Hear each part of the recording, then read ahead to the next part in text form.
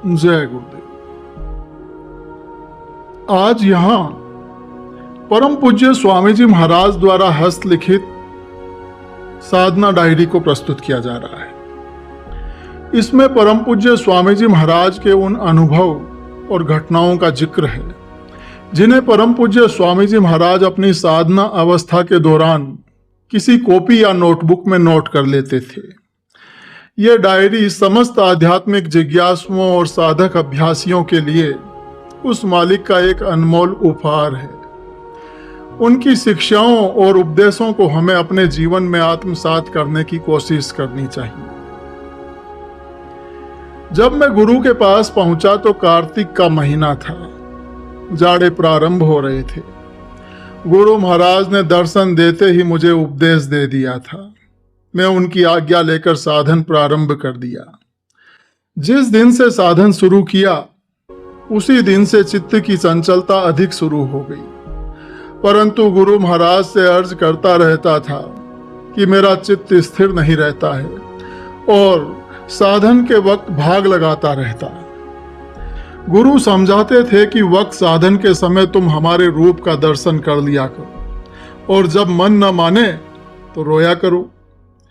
जब साधन में चित्त, मन और इंद्रियां चलायमान हो जाती थी तो मैं गुरु के देह स्वरूप आकार को ध्यान में लाता था। जब गुरु का आकार सामने आता था तो उस वक्त मन, चित्त रुक जाया करता था और किसी जगह नहीं भागता था।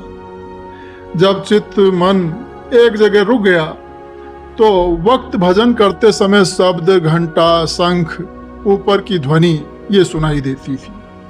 धुन सुनने से बहुत आनंद आता था। मालूम होता था कि मैं गर्मी से सर्दी में आ गया हूँ और यह सर्दी अधिक शीतलता देने वाली है। थोड़ी देर मन, चित्त रुका कि भाग खड़ा हुआ। कभी कहता था कि तुम्हें संसार का अनुभव नहीं हुआ है, कभी कहता कि तुम बगैर धन के कैसे रहोगे। फिर मैं सोचता हूँ कि गुरु की कृपा होगी, सब ठीक रहेगा। फिर समझा बुझाकर मैं भजन में इसको लगाता। किसी दिन जब बिल्कुल नहीं लगा तो मैं रोने लगता था और सारी रात्रि रोया करता। बाद में तुरंत भजन पर बैठ जाया करता था। मन इस कदर शांत हो जाता था जैसे मानो इसने हरकत की ही नहीं है। मन का स्वभाव है, इसका काम हरकत करने का है। विवेक से यह मन शांत जरूर रह सकता, वरना इसका रुकना असंभव है। जब मैं साधन पर बैठता था और शब्द सुनाई देता था उस वक्त इसको रस मिलता रहता है, परंतु अपने स्वभाव के वशीभूत है जो हरकत करता है। मैंने दोनों आंखें बंद की और जोर देकर गौर से देखता था तो मालूम होता है कि एक कण के समान रोशनी होती है। कभी वह रोशनी अदृश्य हो जाती थी और कभी सामने आती थी। मैं हैरान था कि वो कण जो रोशनी का था कहाँ गया। अंतर में बहुत खोजने की कोशिश में रहा करता था। बाद में निराश होकर उठ जाता था। जब दूसरे वक्त साधन में बैठता था तो यही सोचा करता था कि साधन में आज गुरु की दया दृष्टि जरूर होगी। जब रोशनी नहीं बढ़ती, नजर नहीं आती तो मन दुखी होकर उठ जाता था और यह सोचता था कि गुरु ने आज कोई खास दया नहीं की और मैंने पूरा वक्त दिया। दोनों आंखें बंद करके देखना बराबर प्रारंभ रहा और मैं अंतर में अपनी दोनों आंखों को बराबर घुमा घुमा कर देखता था कि रोशनी मिल जाए।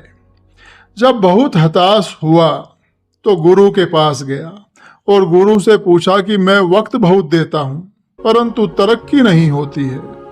गुरु ने समझाया कि जब तुम साधन पर बैठते हो उस वक्त अपनी आंखों को अंतर में घुमाना नहीं चाहिए, बल्कि एक जगह टिका दो और लगातार एक जगह देखते रहो। देखते देखते रोशनी प्रकट हो जाएगी। जिस वक्त रोशनी का बिंदु सामने दिखाई पड़ने लगे तो तुमको चाहिए कि अपनी निगाह बिंदु पर रखो और ऐसी कोशिश करो कि तुम्हारी दृष्टि हिले डुले नहीं। मैं शाम को साधन में बैठा और इरादा किया कि आज आंख हिलने नहीं दूंगा। उसी वक्त सामने एक रोशनी नजर पड़ी। मैं उसे गौर से देखने लगा। रोशनी बढ़ती गई। यहाँ तक रोशनी हो गई कि आंखें चकाचौंध होने लगी। प्रकाश सामने होते देखकर एक तरह का नशा होने लगा और संसार की हर चीज भूलने सी लगी। जब मैं साधन पर बैठता हूँ, मालूम होता था कि मैं संसार में नहीं हूँ। जब दूसरे दिन साधन पर बैठा तो मालूम होता था कि रोशनी बहुत है और सामने आकाश नजर आ रहा है। आकाश नीले रंग का है, पर प्रकाश जो है वह सफेद है। मालूम हुआ कि मैं रात्रि में था और अब सवेरा हो गया है, जो मैं उजाले की दुनिया में आ गया हूँ। ऐसा प्रतीत हुआ जैसे एक आदमी किसी के आतंक से दूसरे राज्य की शरण ले ले और शांत हो जाए।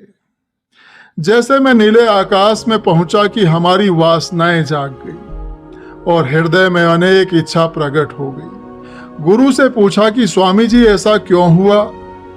तो गुरु ने समझाया कि जिस मंडल में वासना जमा होती है उस मंडल में तुम पहुंच गए हो, इसी वजह से वासना जाग गई है। इंद्रिय वासनाओं के जागने से साधक गिर जाता है। यदि गुरु ना हो तो बचना अति दुस्तर हो जाता है। जब वासना का वेग जागता है उस वक्त गुरु याद नहीं आते हैं। गुरु की सेवा हमने लाखों बार की हो और गुरु की मूरत का हम हर रोज ध्यान करते हो और गुरु से चाहे हमने इतना प्यार किया हो कि हम बगैर उनके दर्शन के रह ही नहीं सकते हो। जब इंद्रियों के मंडल में हम पहुंच जाते हैं और इच्छा हमारी जाग जाती है, उस वक्त यदि गुरु हमारा प्यारा सामने खड़ा हो, वह मुझको दुश्मन की भांति नजर आता है। विकारी अंगों की वजह से हम गुरु को अधूरा समझते हैं। गुरु का ध्यान सुमिरन करना तो दूर रहा, उल्टा उसे गाली देने लगते हैं। उस गुरु का मार्ग भी छोड़ देते हैं।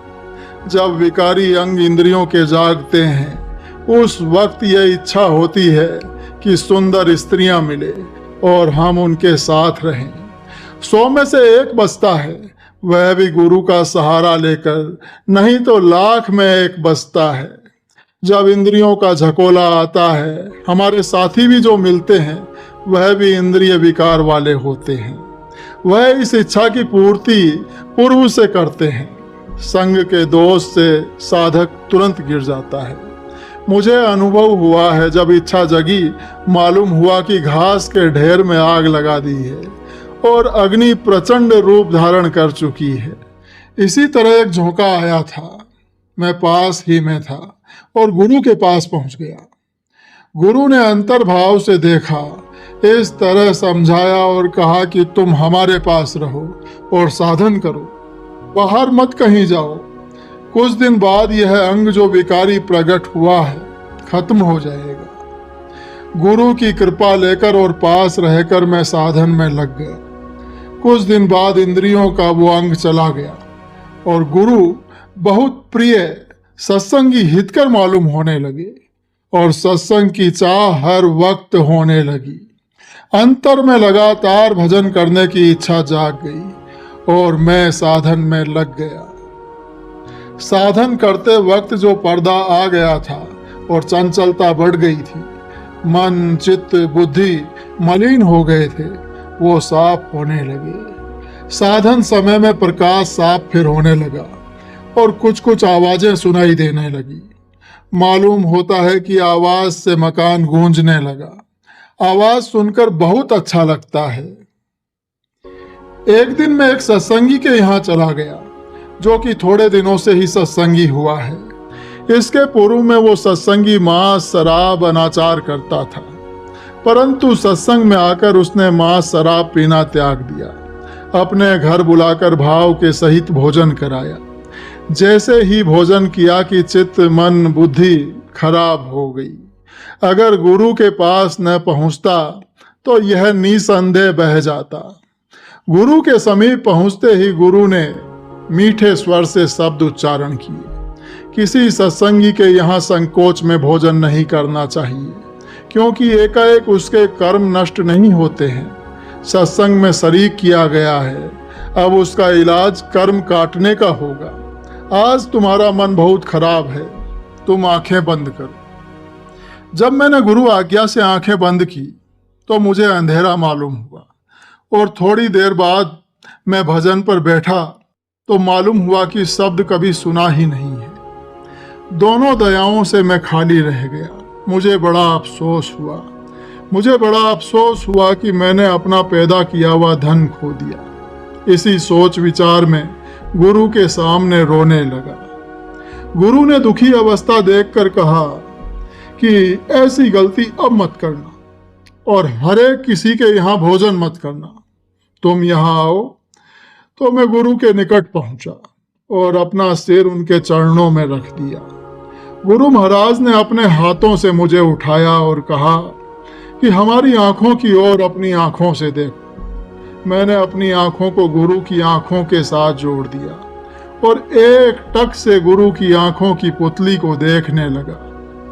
जब मेरा पूरा भाव सहित गुरु की पुतली पर दृष्टि टिक गई तो देखता हूं कि गोलाकार एक बहुत भारी प्रकाश आ गया है, जो कि एक बहुत बड़े आनंद का अनुभव कराता है। जब मैंने गुरु की पुतली में से होकर उसी गोलाकार प्रकाश में होकर देखा तो मुझे खुला हुआ आकाश मालूम हुआ और जिसमें मालूम होता है कि सड़क बनी है। सड़क के किनारे बाग लगे हैं, उसके बीच में सुंदर मकान है, कुछ पुरुष और स्त्रियां नजर आती हैं। बगीचों में सुंदर एक कतार से फूल हैं और सुगंधी से मैं मस्त हो गया। ऐसा मालूम हुआ कि मैं किसी दूसरी दुनिया में पहुंच गया हूं। गुरु की पुतली में से मालूम हुआ कि एक विशाल ज्योति जल रही है जिसमें आकार है और उसी ज्योति की किरणें समूचे ब्रह्मांड को अपनी कशिश में लपेटे हुए है और उन्हीं किरणों पर यह जगत सरसब्ज है। एक तरह की जबरदस्त मस्ती आ गई और विकारी अंग दूर हो गया। गुरु ने आंखें अपनी बंद कर ली और मैंने भी अपनी आंखें बंद कर ली तो देखता हूं कि उसी तरह के दृश्य देख रहा हूं और मैं अनुभव करता हूं कि बहुत से लोग उन्हीं किरणों पर आते और जाते हैं। आना और जाना होता है। इच्छा हुई कि देखूं कहाँ जाते हैं। एक तख्त बहुत सुंदर है जिस पर सूरतें लिंग आकार में चढ़ती हैं। मालूम होता है कि डोरियां लगी हैं, उनको कोई खींचता है और कुछ शक्लें भयानक मालूम होती हैं जो कि सूरतों के साथ जा रही हैं। हिसाब हुआ और फिर फैलाव उन्हीं डोरियों का होता है, उन्हीं पर सूरतें उतारी जाती हैं। कुछ दूर जाने पर अंधकार लोक आता है जहां पर असहनीय बदबू है और भी बहुत सा दृश्य दिखाई पड़े। गुरु महाराज ने आवाज दी कि आंखें खोलो। मालूम हुआ कि गुरु ने अंतर ही में कहा और गुरु सामने खड़े हो गए। आंखें खोलते ही मालूम हुआ कि जो मैं बाहर की चीजें देखता हूं इनमें गर्मी है और यहाँ अच्छा नहीं लगता है। कुछ देर बाद मैं पेशाब करने गया तो अपने को अनुभव करता हूं कि मैं इस पृथ्वी पर चल नहीं रहा हूं और बदन में स्फूर्ति है कि सालों दिन और रात काम करूं पर थकने का नाम ही नहीं। गुरु महाराज ने पूछा कि अब गुरु की दया समझ में आई। इसीलिए लोग गुरु के पास दौड़ते रहते हैं। आम लोगों को गुरु की इस दया का आभास नहीं होता है। जिनके दिल गुरु के हृदय से मिलना चाहते हैं गुरु उन्हीं के ऊपर दया करते हैं। आज हमारे स्वामी जी महाराज ने अपार दया हमारे ऊपर की है और गुरु महाराज ने समझाया कि इसी दया को देने के लिए गुरु बार बार सत्संग में बुलाते हैं और अपना दर्शन देते हैं और कहते हैं कि तुम अपनी अपवित्र आंखों से हमारी पवित्र आंखें देखो तो तुम्हारी धुलाई में कर दूंगा। धन्य धन्य गुरु, अनेकों बार गुरु धन्य धन्य। तुम्हारी महिमा अकथ है, अगोचर, वर्णन कोई नहीं कर सकता है। अल्पाए जीवों पर तुम ही दया करते हो। तुम्हारी रहनुमाई में यहाँ सुख है। तुम ही आनंद के भंडार हो।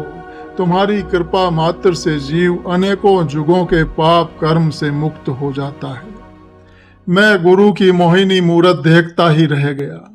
इसी स्वरूपों में भगवान आया करता है। लोग भगवान को पहचान नहीं पाते हैं। ऐसे भगवान सदा आते रहे जो इन्हीं शक्तियों में आते हैं। गुरु बोले, बेटा साधन और मेहनत के साथ करो, गुरु तुम पर खुश हैं और तुम जैसी जैसी साधन बढ़ाओगे वैसे ही तुम्हारी तरक्की होगी। जय गुरुदेव।